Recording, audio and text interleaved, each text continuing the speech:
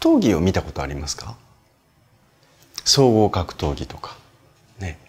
私も格闘技をやっていたので格闘技は見るんですけども、格闘技、特に総合格闘技とかね、柔道なんかでもそうですが、マウントをしますね。わかりますかね。こう打撃とかであればパンチしたりキックしたりしてババババやるんですけど、倒れるとでそこにこうマウントして、柔道なんかでもこう倒したら寝技にしてね。マウントされた側っていうのはどうしますかね。そのマウントを覆して自分がまたマウントを取りに行くじゃないですか。要するにマウントされたらずっとマウントされっぱなしじゃないですよね。でこのマウント、この戦いをしていて誰かにマウントされるっていう状態、これを嫌だと思うんだったらマウントをひっくり返すわけですよ。ね、でマウントをひっくり返して自分がこう今度マウントを取りに行く、ね、っていうことの取り合いをするわけですね。でも例えば総合格闘技で用意ドン、用意ドンと言わないかな、始めってなってで、戦いが始まった時に最初からマウントを取りに行くっていうことはしませんよね。お互いの力が拮抗している時っていうのはマウント状態にどちらかが入らないんですよ。でお互いこう牽制しながらこう見ていって、でバンバンってバンバンってやったりバンバンってやったりしながら何かのタイミングでキュッと自分が倒れてそこへマウントされるんですよね。マウントされる。でもこのマウント状態から逃れようと思ったら一つの方法はマウントをひっくり返す。マウントから脱出する。もっとそのマウントされているシーンを巻き戻していくと、お互いの力が拮抗している時、様子を見ている時っていうのはこの立っているスタンディングの状態っていうことですよね。でこの状態の時はどっちもマウントされてないんですよ。ね。もっとじゃあ時間を巻き戻して一つの試合をね巻き戻して見てみるとすると、このリングにそもそも上がってない時ってどうですか？どちらかがどちらかマウントしてます？してないですよね。そうマウントされてる人っていうのはもともとマウントされるもされないもなかった人が同じ土俵の上に立って、そしてその拮抗状態をぐーっと続けていて、それが崩れて、そして相手にマウントされてしまった状態でいるんです。さてこの方法をこのマウントされている状態を自分がもう嫌だと苦痛だと思うんだったらどうしたらいいか。マウントを外れる、ひっくり返す、巻き戻せばいいってことです。拮抗状態に戻す。そもそも土俵に上がらない。そう実はね、マウントされるっていうことは何かの土俵に、マウントしてくる相手の土俵に自分もやっぱり乗っかってるんですね。乗っかってるんです。だからこの自分がマウントされている状態に乗っかってるっていうところからどう逃れればいいか、このマウント状態をどうひっくり返すか、ね、あるいは自分がマウントされないようにこう相手にマウントされない状態をどう作ったらいいのか。できることならばそもそも土俵に上がらない、リングに上がらない、上がる必要ないじゃないですか。だって戦う必要ないので、それができるんだったら一番いい、ね、だけども放っておいてもマウントされちゃうってことは、ね、自分がマウントされる状況とか環境に自分から飛び込んでってるんです、ね、ですからこのマウントされる状態っていうから逃れようとする、もうそもそも土俵に乗らない、ね、でそのように自分で意識して普段から、ねやっておくというのが一つ。で、私たちは必ずそれ物理的な今のマウントの話をすると分かりやすいですよね。誰かから「おう戦おうぜ」って言われても「いいですよ私弱いですから」って言っとけばいいんですよ。でマウントされないようにしとけばいいんですね。でも戦おうぜって言われたらって言いながら自分もそこのリングに上がっちゃうと、それは戦ってマウントされちゃいますよね。そうだからそれに関わらないようにする、ね、そこにこうなんでしょう、くっついていかないっていうことです。戦おうぜって言われても「いや私は戦うの弱いですから好きじゃないですから」とか私の趣味は読書ですからっていう時はマウントされないでしょ。そうだからそもそもそういう状況に自分から入っていかない。仮にでもマウントされたとしたらどうするかっていうことですね。自分がマウントされたとしたらどうか。向こうがマウントしてくる。でこれに対して逃れようとすればするほど相手は強烈に締め付けてくるんですよ。ね、締め付けてくるんです。だからそれに対してあがこうとせずに、ね、自分がマウントされたって思うのであがくんですよ。でもマウントされたって思ってなかったらあがく必要ないじゃないですか。そもそもマウントしてくる相手、わかります？どういうふうにしてマウントしてきますか？本当に乗っかかってくるんだったら警察呼べばいいんです。でも心理的に乗っかかってくるってことでしょ。マウントされたって思うっていうことは。でも心理的にマウントされたって思ってるのは誰ですかっていう話です。自分ですよ。そう。マウントされたと思うので反発しようとするんです。マウントされたって別に思わなければいい。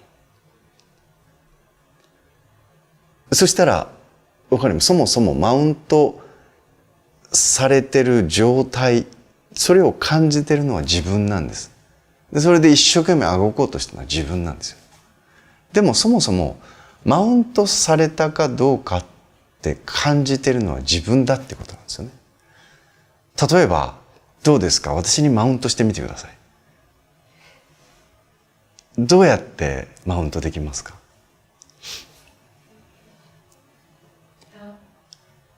私には若さがある。ねえ、そういうこと。わかりますか？私には若さがあるって今言いましたね。私には若さがある。そうでしょ？で、それに対して私も自分を若いと思ってる。ね。若く見られたいと思ってたら、あがくじゃないですか。なんていうやらしいこと言うのこの子って。ぶっ細工なくせに。とかこれ、もう一生懸命戦ってるわけでしょ。ねえ。私の方が年齢上なんですよ。ね、上です。今いくつですか？29です。29でしょ。私は49ですから。ね、49。ね、だからいくつ違うの ?39、49で20年違う。そりゃあがいたって勝てないよね。勝てないよね。なので私には若さがあるって言われてもね、もうそう言われても本当29歳って結構ぶっ細工よねってそういうしかないじゃないですか。ね、これを戦ってるんですよ。もう自分でマウントされたと思って自分で一生懸命あがいてる。そうすると向こうはどんどん押さえつけに来ます。完全脱力です。私には若さがある。いやーいいね若いって素敵ですね若いっていいなってでも別に自分は若さがあるってそのことに対して羨ましいと思わないんです。これは本当なんです。強がりじゃなくて、私29歳の時すっごく苦しかったので、今ね本当に29の時は本当に苦しかったなと思うと、あの頃に戻りたいって1ミリも思わないので全然思わないです。でだから羨ましいって思わないんですね。だけどもこれが羨ましいと思っちゃうと、そこに対して一生懸命あがこうとするんです。マウントされたって思ってるのはこっちなんですよ、ね、さて何か他にないですか？マウントしてください。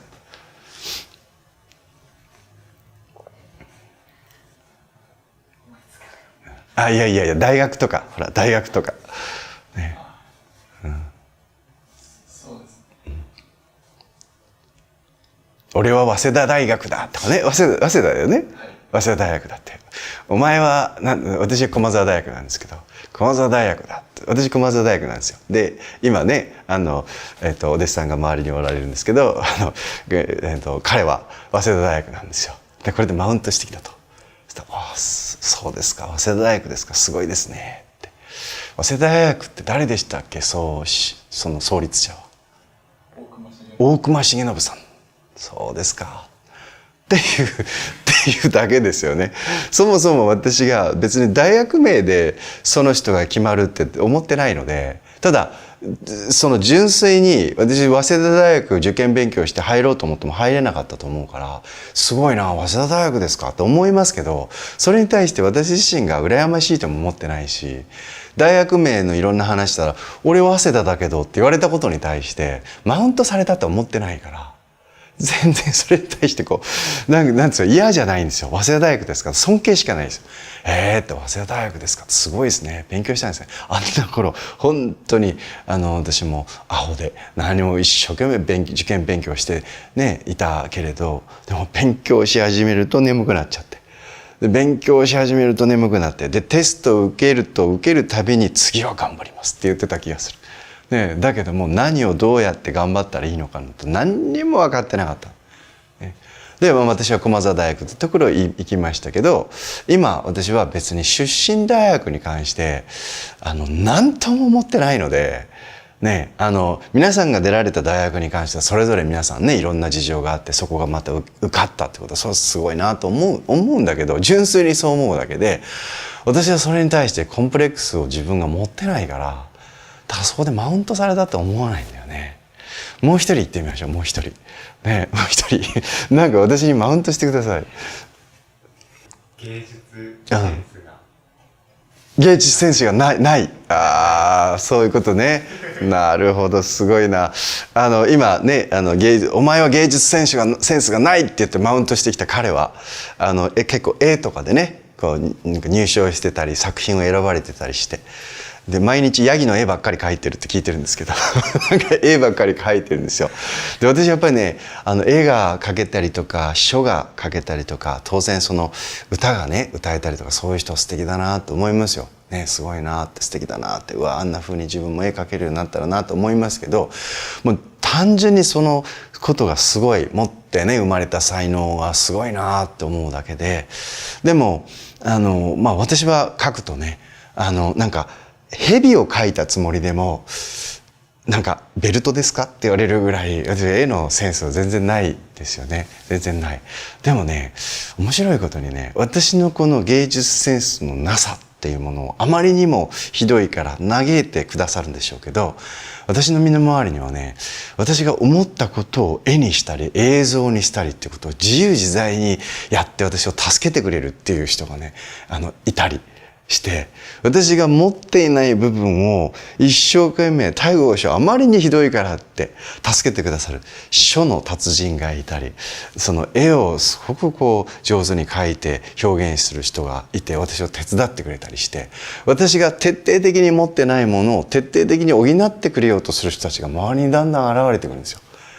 だから例えば一問一答の YouTube の配信に関してもね、私が自分で編集して自分でテロップタイトルつけて自分でデザインしてなんてやってないんですよね。やってないんだけども、皆さんにこう見て、そしてなんですかね、皆さんが見るに耐えうる。いやもっと言うと映像なんか時々テレビ局の方がいらっしゃったりしてね、でいやいつもこう YouTube で使ってらっしゃるような動画を一部使わせてくださいと。でこちらが素材を提供しますよっていう話をしてもですね、いやもうなんでしょう、テレビ局の人が見てももう全然耐えられる、要するにそのレベルの高い編集をなさってるから、もうそのまま使わせてくださいって言われることがあったりするんですね。そう、私は自分がやったらできない。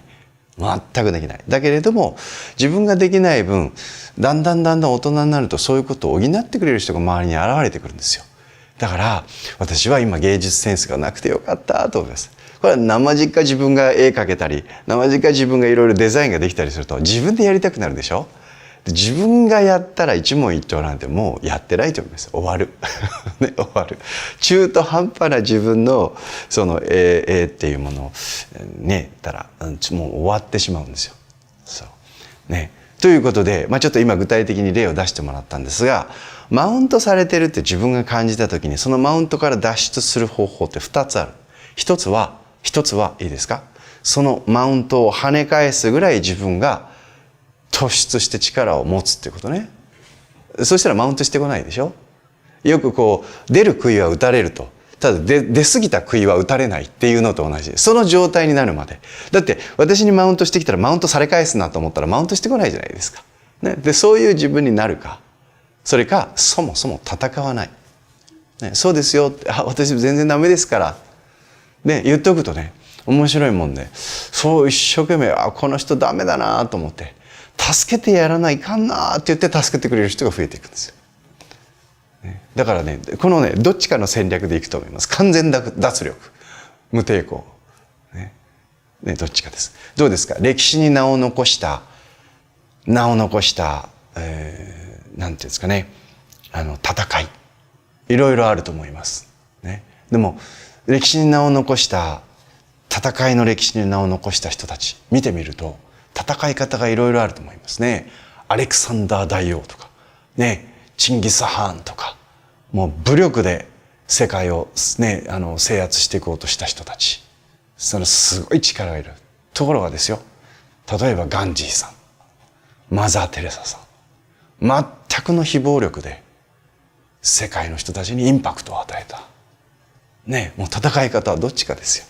自分が力をつけて、おりゃーって跳ね返すか。もう完全脱力ですよ。私はクラゲよぐらいな感じでするって。どっちか。いずれにしてもマウントをされてるって感じてるのは誰かってことです。ね、あがいて覆せるんだったらあがいたらいいってことです。でも、ああ、鬱陶しいなって、戦いたくないな、めんどくさいなと思ったら、完全にその人のマウントに対して脱力してみるんですね。ああ、そうですね。そうすると、そこに捉えるものがなくなっちゃうんですよ。マウントして捕まえておくものがなくなっちゃうんです。一生懸命空気を捕まえてるみたいな感じ。ね、そういう状態ができるっていうことです。